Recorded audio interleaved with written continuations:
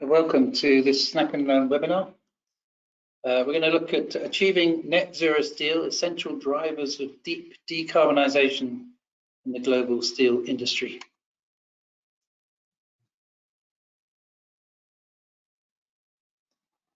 My name is Tim Aldeburgh. I'm the technical director, or a technical director in the project management advisory team of WSP. I sit in Singapore. Globally, we are an engineering and professional consultancy with a staff of 66,000 approximately across the globe. Here in Southeast Asia, about 3,500 staff, headquartered in Hong Kong with various offices across the region, as you can see in the slide. And one of our particular areas of advisory service is decarbonisation for our clients, particularly net zero carbon service areas, as listed on the bottom right. I won't go through them one by one as we haven't time. So what we're going to cover in the next 20 minutes and then time for Q&A is a quick overview of the landscape of the global steel industry, 3 key areas of industry consensus, other essential drivers of deep decarbonisation, and then what are the existing and nascent technologies that might get us to net zero. So let's start. So the landscape. Some of you will be aware of this, others maybe not so much, but 1.95 gigatons, billion tons of steel was produced in 2021 to make all kinds of infrastructure and goods, including wind turbines, buildings, cars, railways, rockets, white goods, and even solar panels. And to make that steel, 3.7 gigatons of carbon dioxide was emitted to the atmosphere. That's about 7% of the world's total greenhouse gas emissions. Now, we're talking here about net zero, and that means all GHGs, all greenhouse gases. So steel plants also emit sulfur oxides, nitrogen oxides, carbon monoxide, and other particulate matter, which all need to be considered. Very briefly then, what is the end usage of steel by sector? Well, 2019, I don't think it's changed that much. It's approximately 50-50 into, you can say, manufacturing on the left-hand side, and buildings and infrastructure on the right-hand side. And this is quite pertinent because manufacturers tend to speak directly to the steel producers. They tend to get very specific about their steel requirements, whereas the building and infrastructure side is quite fragmented, lots of much smaller organizations, so very difficult to get a consensus from producers. And then very quickly, for those who are not that familiar with steel making, there are 3, I would say 4 possibly if you count smelting reduction. Blast furnace is by far the largest globally, using coal as part of the process of making the iron, and then the steel making using the blast oxygen furnace. It's about 71% of production currently. Direct reduced iron, DRI, as it's known, where you use coal and other patented processes to make the iron, and then the sponge iron is put into an electric arc furnace to produce the steel. About 5% of global market, and then the most fuel efficient is using scrap, recycled scrap, straight into your electric arc furnace, about 23%. That's obviously the lowest CO2 footprint of these different processes. And then who makes the steel globally? I think this is quite a good visualization. So since the turn of the century, China by far has outstripped the rest of the world in terms of production. It produces more steel than the rest of the world combined. That will drop over the course of the next 10 to 20 years. It's predicted to drop by about 20% to about 800 million tons. And India there in the green is projected to increase by 5-fold the production, which is currently about 100 million tons, will increase to 500 million. So those 2 countries alone are going to make a huge difference to decarbonisation of the steel market. And Europe, as you can see there, as a block, is quite a considerable manufacturer, and the rest of Asia as well there. So the challenge really is that if the steel volume is going to increase between now and 2050, how do we reduce the CO2 emissions, and how do we get to net zero steel? So let's look at some areas of industry consensus. So there are 3 areas that I've picked up on. Demand management is one of them. We need to use the steel that is produced more efficiently, and then perhaps we can reduce the amount of steel that needs to be produced. And this is key, particularly in the building sector, where over 40% of the steel goes. WSP has recognised this and in 2020 committed to reducing, halving the carbon emissions in their design and advice by 2030. So baselining that has been a challenge, and we've done that, and we're looking at every element of building structures and other infrastructure to look at how we can be efficient with every element, columns, beams, slabs, foundations, etc. And so improved design efficiency is key. Extending the life of these products is key as well. That can make a big difference. And then taxation, particularly targeted at whole life embodied carbon.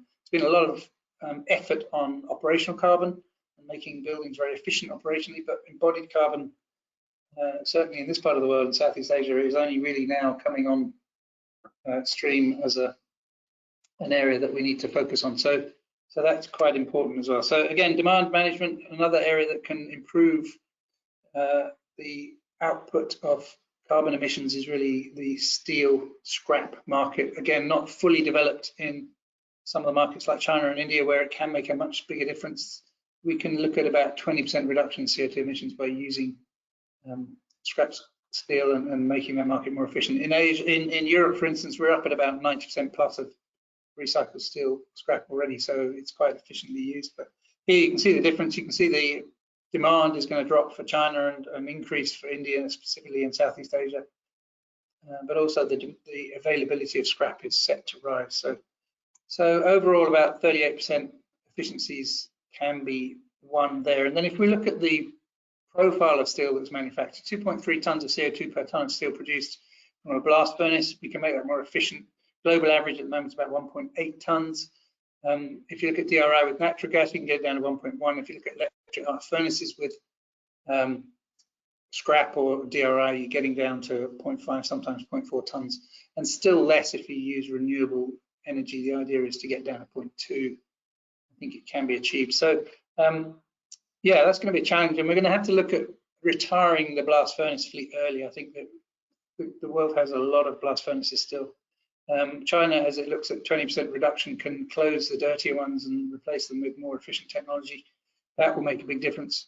And there is a big gap between current energy performance of new and existing. So there is a compelling argument to spend the capex to make this happen. And then the third consensus area is developing the market for green steel. That's really important. Green steel obviously costs a premium to produce. For manufacturing, that premium, we're looking at probably, say, $250 US for a car, $12 to $15 for a refrigerator. So we can probably absorb that in the market, but not so in construction. It's going to be considerable. Construction is much tighter margins, really, and that's it's important to get that right. So where can we drive commitment to green steel? Public sector, really, if they can ensure that all publicly procured and funded infrastructure and building projects have requirements to use green steel, and we can do that through environmental product declaration forms. So again, all products going forward will probably need these. They're still not that common in Asia, but definitely are in Europe and the rest of the world. So in the tendering process, where your product comes from is going to have to be very apparent. And here we look at what WSP is doing in Sweden. We're working in that market to see a real green steel market, and customers are willing to pay the premium for that. But scaling up will be wholly dependent on Sweden's ability to ramp up generation from wind sources, and they need to increase their renewable energy production, their electricity production, by up to 100%. That's a huge task by 2030 or 2035 to meet the demand. So that's only 7 years away. So that's a real challenge. And then the green steel in construction, we're looking at a green premium of 20 to 25% over the next 20 years to fund construction of DRI plant and EAF, and to replace the blast furnaces, and that's going to be considerable. And technology is not yet commercialized for hydrogen, and ammonia is looking very promising because it also takes out nitrogen oxide from the process. It actually absorbs it during the process. So that could be, but it's only in trial at the moment. So, but that could be an answer. And again, we're looking at things that could make the difference to 2050.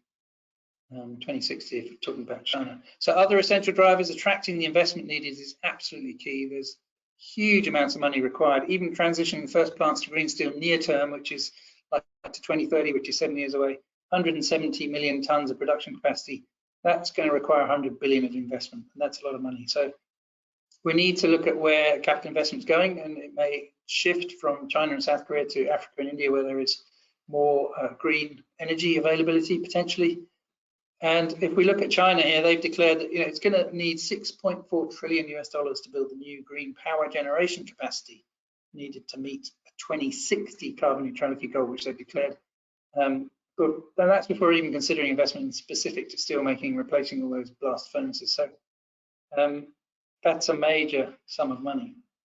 And with their economy not ticking over as fast as it was or has done for the last 30 years, that's going to be a challenge. So yeah, moving plants closer to renewable energy, closer potentially to storage facilities for CO2, that could be one of the answers. And then policy and regulation is the other area. There's an inconsistent application of policy and regulation globally at the moment. Carbon pricing is not evident everywhere.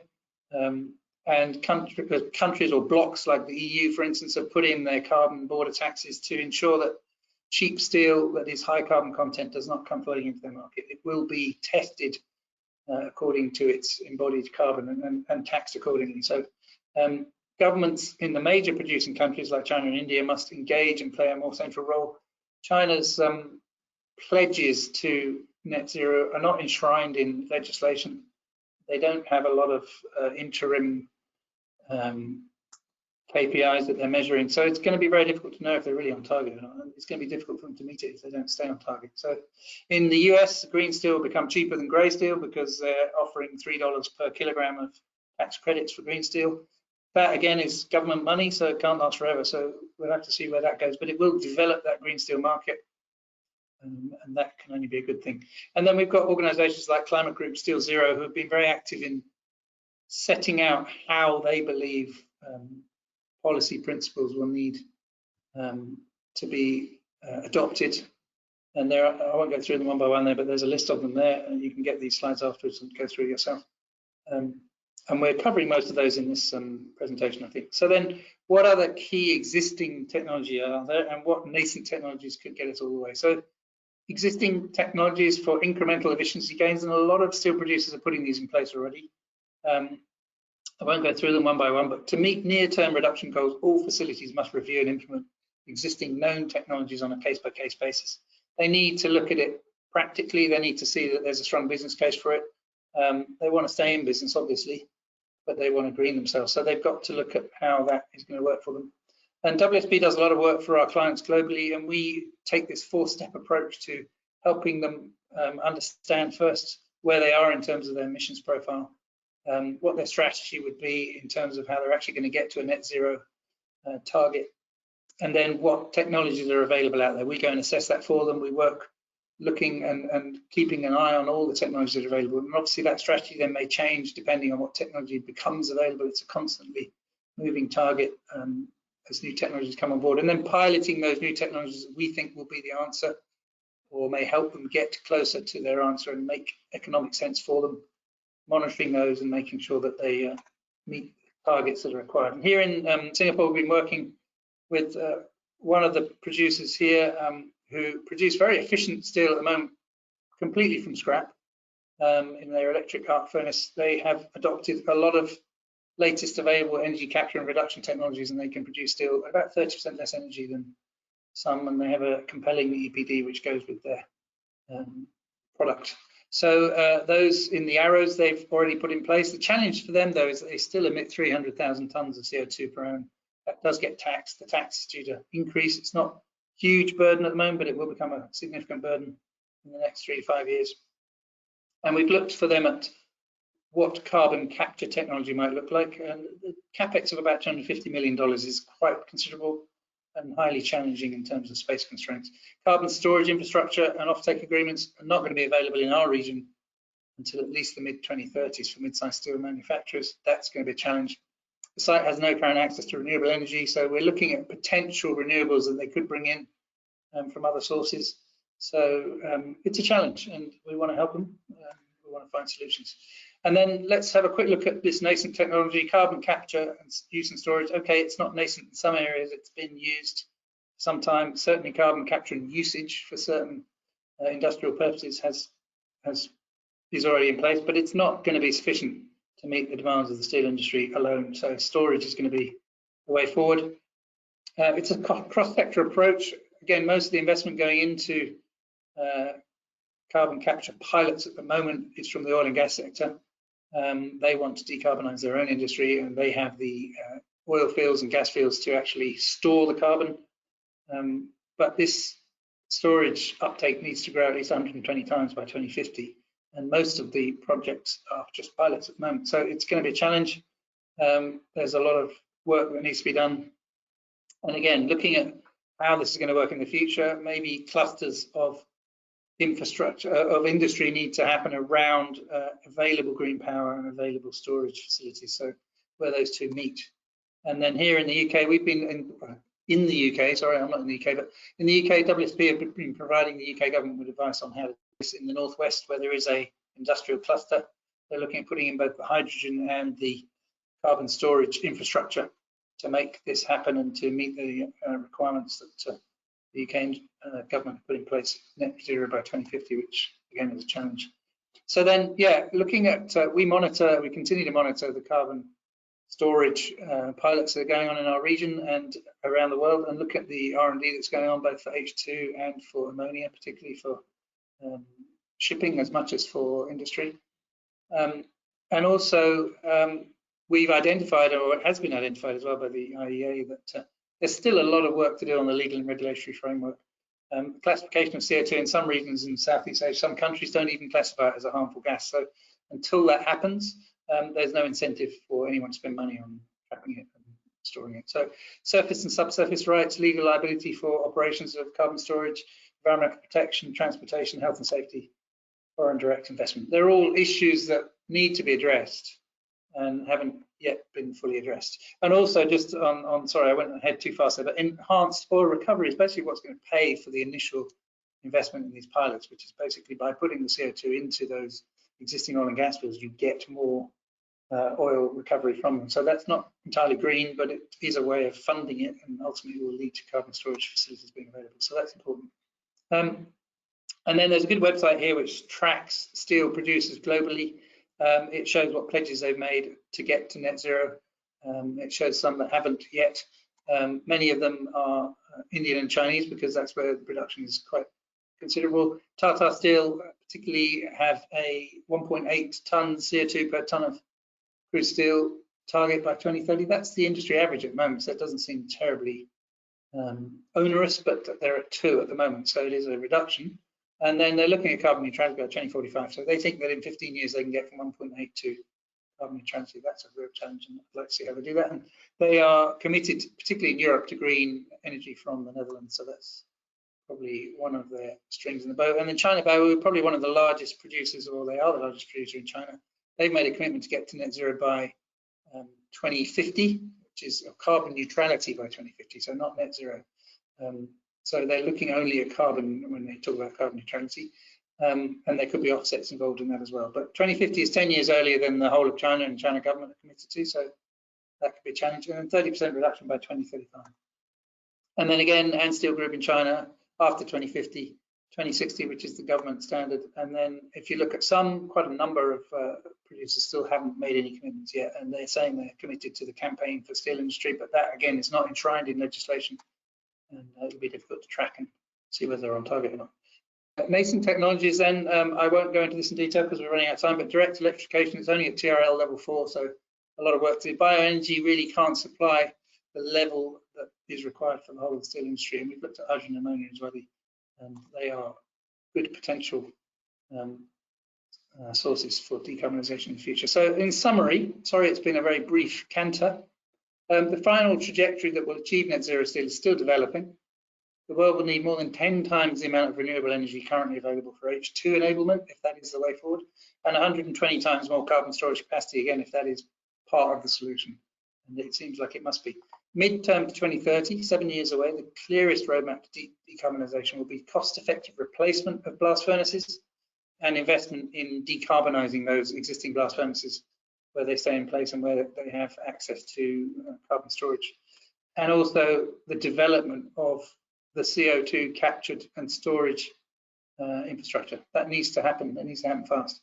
Long-term 2050 and beyond, 27 years ahead, plus cost-effective steel production using renewable electricity and green hydrogen, potentially electrolysis if that proves to be commercially viable. And then the cost of decarbonisation, we've looked at that, it's considerable, in the hundreds of billions of dollars.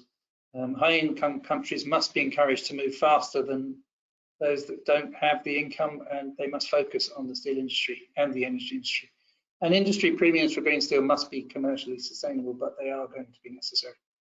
So ultimately, we don't want to lose hope. We want to say that the industry and investors must push on with decarbonisation, implementation, and R&D. A lot of R&D still needed. Be bold and imagine a world where the entire steel industry is net zero from end to end.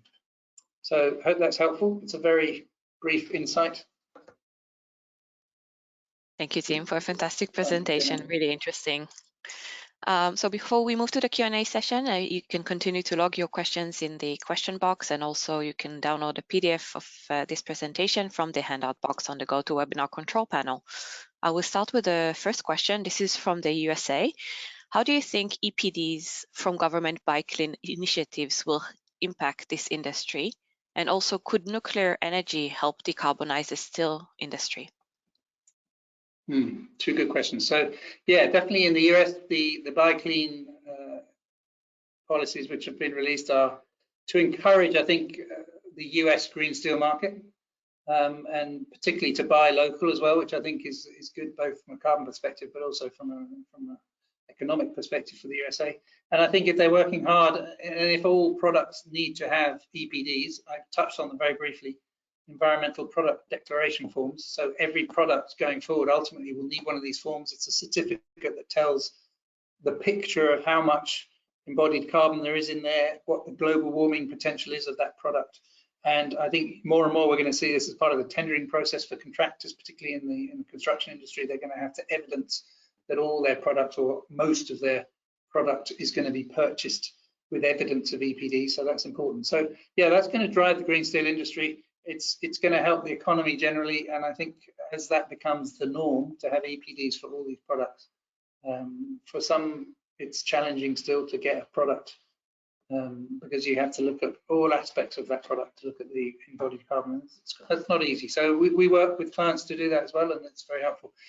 Is nuclear power going to be part of the solution? I think it has to be. I think going forward, this time frame is very, very onerous. We've seen some countries reduce their dependency on nuclear. Japan in particular, which is still quite a major steel producer, has reduced from 25 down to about 3%, but they talk about ramping it back up again, even though the Fukushima disaster has been quite considerable for them, and they're only now beginning to come out of that. But yeah, nuclear, if it's, you know, if the greenest, latest technology for nuclear produces, still produces waste that needs careful management, but it's potentially a lot greener than the coal that we're being offered in terms of the carbon footprint. Thank you. You listed legal and regulatory framework challenges. How can these be resolved?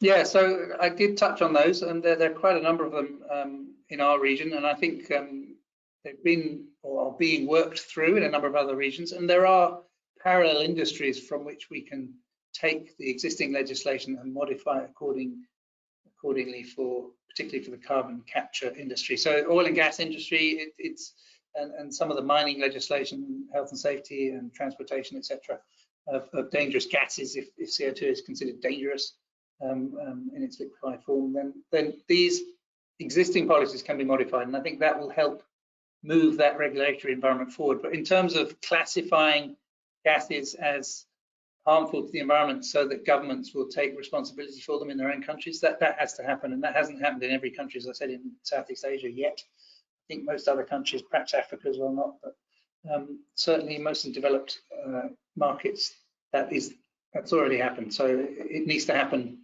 and there needs to be a commitment to that for this to move forward at pace. Thank you. What kind of biofuels could be used in the steel production process? Yeah, so there is opportunity, I guess, to look at the sustainable fuels that are being developed and use them. Again, the volume and quantity of steel production is quite considerable. The biofuel that has been looked at is charcoal. but again, you need either to have a proximity of the charcoal and sustainable forestry, or you're looking at a considerable large area of forestry if you're going to try and meet the needs of the steel industry. So it's very location specific, charcoal and other types of wood-based biofuel, but it's feasible for some, and some are adopting it. In terms of the others, yeah, there's more work that might need to be done in that area to look at specific biofuels which can be sourced in specific locations. Thank you. And I will take the last question. What are the top pressure recovery turbines and how do they work?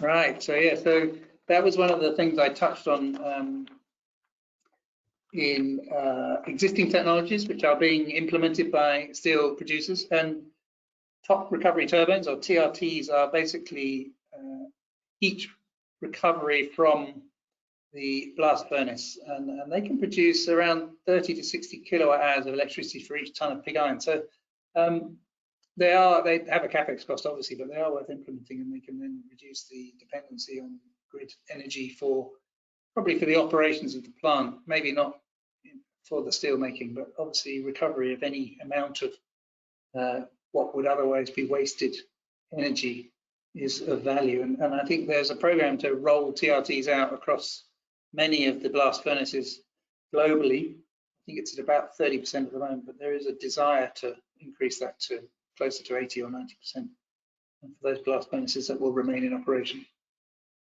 Fantastic. Thank you. Thank you, Tim, for a fantastic presentation. Thank you for staying up so late in Singapore. So thank you, everyone, for joining us today. Please feel free to follow up directly with Tim with any other questions that you might have. And have a wonderful day. I wish you hope you can join us in our upcoming webinar sessions. And have a good day. Thank you. Thank you. Thanks.